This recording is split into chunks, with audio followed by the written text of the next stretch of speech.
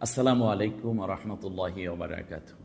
সম্মানিত ভাই বোন, আমরা জানি ইসলামী শরিয়াতে ৬ শ্রেণীর প্রাণী দ্বারা কোরবান করা বৈধ।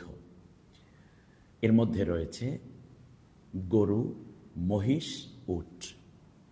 আর ছোট চতুষ্পদ প্রাণীর মধ্যে রয়েছে ছাগল, ভেড়া এবং দুম্বা।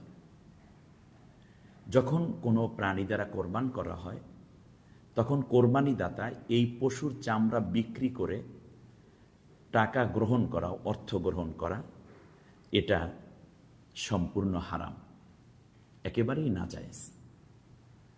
কিন্তু মূল বিষয় হচ্ছে, যদি কোনো কোরবানিদাতা চান তার কোরবানিকৃত পশুর চামড়া রান্না করে খেতে, এটা জায়েজ আছে কিনা? হ্যাঁ, এটা সম্পূর্ণ জায়েজ।